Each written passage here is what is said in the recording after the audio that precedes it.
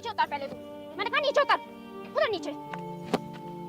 बदतमीज, अच्छी तरह जानती हूँ मैं तुम जैसे लफंगे लड़कों को। खूबसूरत लड़की देखी नहीं कि छेड़ने लग जाते हो।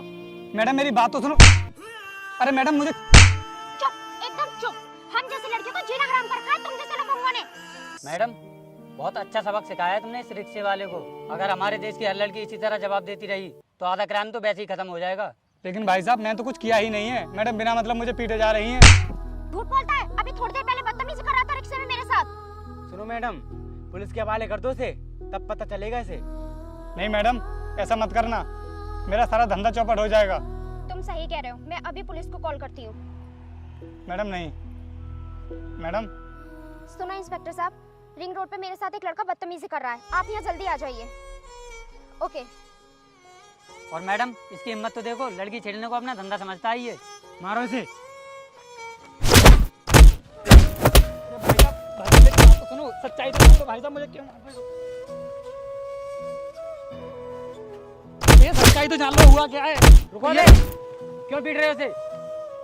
बताइए मैडम क्या हुआ? सर मैंने ही कॉल किया था आपको, रिक्शा वाला मेरे साथ बदतमीजी कर रहा था। साहब ये मैडम बिल्कुल झूठ बोल रही हैं। मैंने इनके साथ कोई बदतमीजी नहीं की है। सर मैं आपको सब कुछ सच बताती हूँ, मैं और मेरा बॉयफ्रेंड बाइक से जा रहे थे।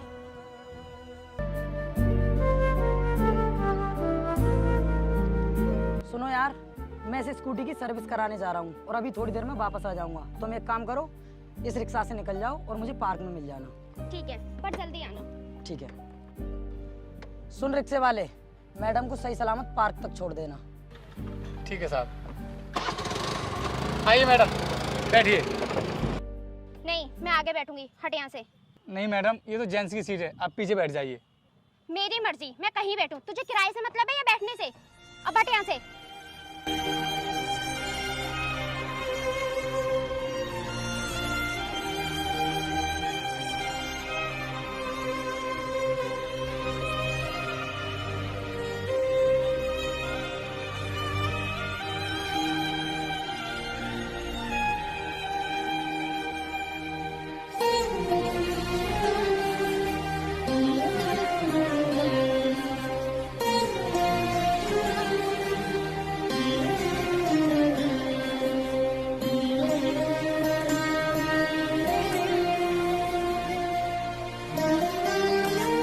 सर सड़क में गड्ढा आ गया और मैं मैडम से थोड़ा सा टच हो गया, बस इसी वजह से ये लोग मुझे मारने लगे। सर सड़क में गड्ढे का तो बहाना है इसका, ये जानबूझकर मेरे ऊपर गिरा था। मैडम आप ही बताइए क्या करूं मैं इसके साथ?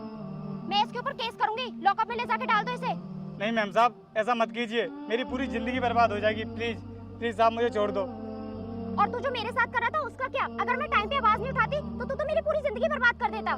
सर इन मैडम की बहादुरी देखकर बहुत खुशी हुई मुझे। अगर हमें अपनी बहन बेटियों को इन जैसे लफंगों से बचाना है तो खुद ही आवाज उठानी पड़ेगी उन्हें। बहुत अच्छा किया मैडम आपने। चल बे तू मेरे साथ बैठ और तुम लोग इस रिक्शे को थाने पहुंचा देना।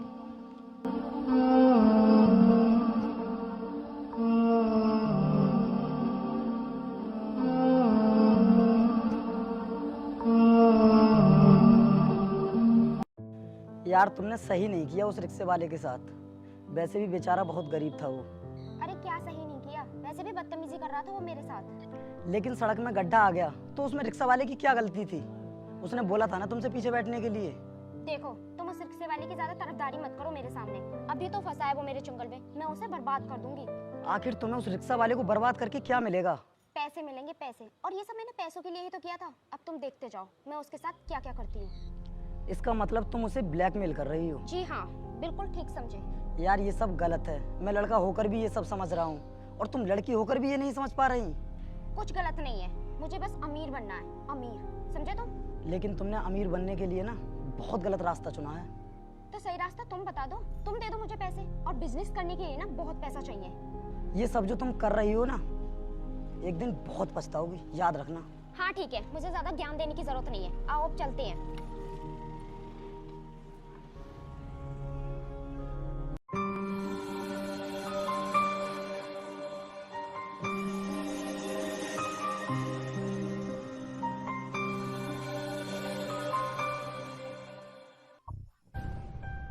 सर ये है शर्मा जी के केस की फाइल और आपको सीओ साहब ने अपने ऑफिस बुलाया है। तुम चलो मैं अभी आता हूँ। पहले इस मजनू की खातिरदारी तो कर दूं। साहब मैंने कुछ भी नहीं किया है, वो लड़की मेरे बारे में सब कुछ झूठ बोल रही है। चुप। उस लड़की को झूठ बोलकर मिलेगा क्या? तू तो ये सब अपने बचने के लिए बोल रहा है। नहीं साहब, आप मेरा यकीन तो करो, मैं बिल्कुल सच बोल रहा हूँ। हर मुजरिम बचने के लिए यही बोलता है कि मैंने कोई जुर्म नहीं किया है। तू बाहर जा।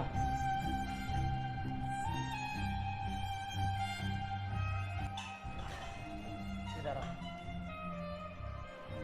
मुझे 2 लाख रुपए दे दे, मैं तेरा केस यहीं के यहीं रफा दफा कर दूंगा और उस लड़की को चरासी भी बनने लगेगी।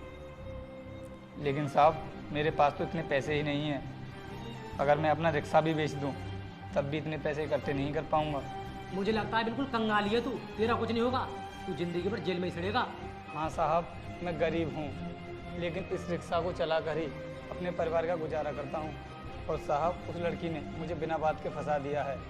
इस बात का मुझे ज़्यादा दुख नहीं है, लेकिन उसने मेरी बदनामी भी की है और सब कुछ जानते हुए भी लोग भी उसकी तरफदारी कर रहे हैं।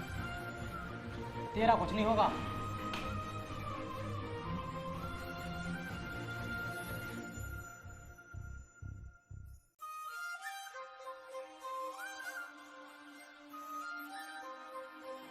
मेरे दोस्त, इस दुनिया में गरीब का कोई नहीं होता, पैसों पे मरती है पूरी दुनिया। लेकिन साहब उस लड़की को क्या मिला मेरे साथ ऐसा करके? ये तो उस लड़की को ही पता होगा, लेकिन हाँ अगर तुम बचना चाहते हो तो एक बार उस लड़की से मिल लो। ठीक है साहब, एक बार आप मुझे उस लड़की से मिलवा दीजिए। ठीक है, कंप्लेन रजिस्टर में उसका नंबर होगा, मैं उसे कॉल करके बोल दूंगा।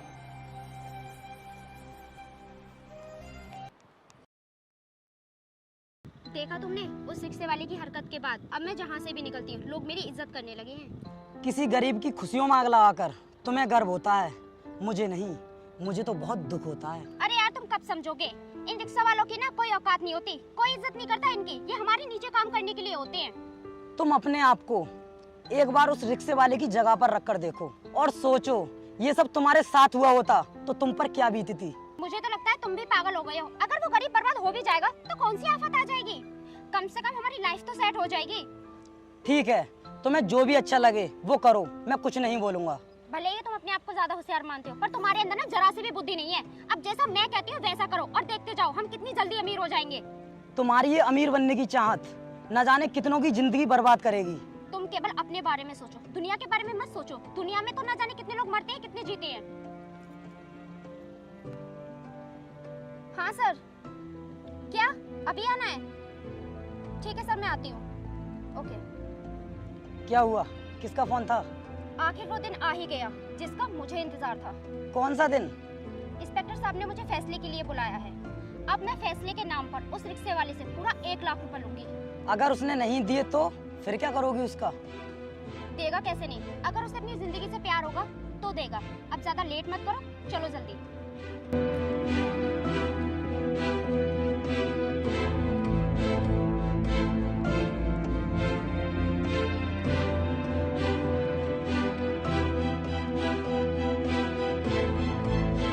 साहब मुझे छोड़ दीजिए, मेरे घर वाले बहुत परेशान हो रहे होंगे। 3 दिन से आपने मुझे यहीं पर रखा है और वैसे भी मेरे पास कोई फ़ोन नहीं है जिससे मैं उन्हें सूचना दे सकूं। देख, उस लड़की ने छेड़छाड़ का आरोप लगाकर तुझे अंदर कराया है। जब तक तेरी कोई जमानत करवाने नहीं आता तू इसी लॉकअप में रहेगा। साहब जमानत करवाने कौन आएगा मेरी, जब मेरे घर वालों को ही पता नहीं है। एक बार आप मेरे घर वालों को सूचना तो दे दीजिए। चुपचाप उस कोने में जाकर बैठ जा। उस लड़की को बुला लिया है मैंने, समझौता कर लेना।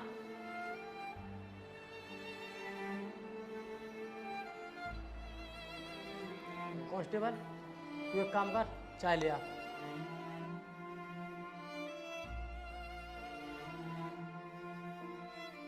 नमस्ते साहब। हाँ भाई, क्यों खड़े हो यहाँ? साहब मुझे अपने भाई की मिसिंग कंप्लेंट लिखवानी है। क्या हुआ तुम्हारे भाई को? सर वो 3 दिन से गायब हैं, हमने उन्हें हर जगह ढूंढ लिया। क्या करते हैं तुम्हारे भाई? साहब वो रिक्शा चलाते हैं। क्या यही है तुम्हारे भाई? पहचानो। हाँ साहब यही है मेरे बड़े भाई। इन्हें क्या हुआ? कुछ नहीं, अब तुम घर जाओ, वो शाम तक आ जाएंगे। लेकिन साहब मेरे भाई हैं कहाँ? मुझे एक बार मिलवा तो दीजिए। मैंने बोला ना तुम घर जाओ, वो शाम तक आ जाएंगे।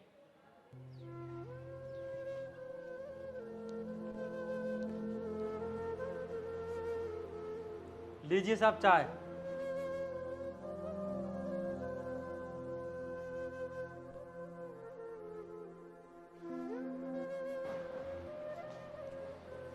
जी सर, बताइए क्यों बुलाया मुझे? देखिए मैडम, उस रिक्शे वाले को परेशान करने में कोई फ़ायदा नहीं है, समझौता कर लीजिए आप उससे। ठीक है सर, मैं समझौता करने के लिए तैयार हूँ। सुन बे, इधर आ।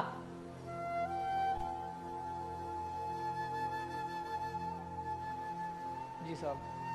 देख, मैडम तुझसे कुछ बात करना चाहती हैं, जा साइड में जाकर बात कर ले।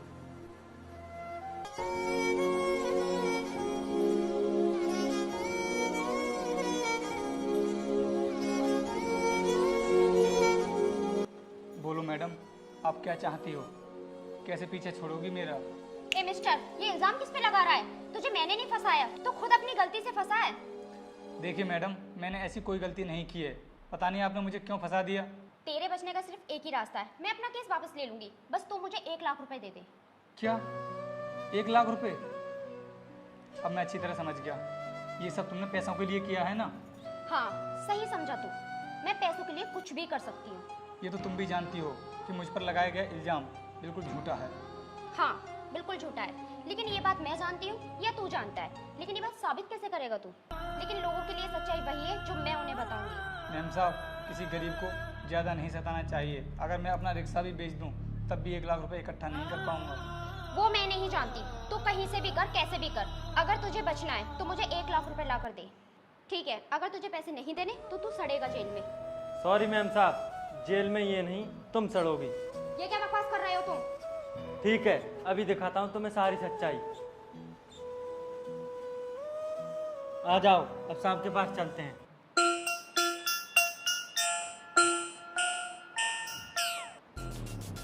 ये देखिए सर, इस मोबाइल में पूरा वीडियो रिकॉर्ड है। ये रिक्शा वाला बेगुनाह है, इसकी कोई गलती नहीं है।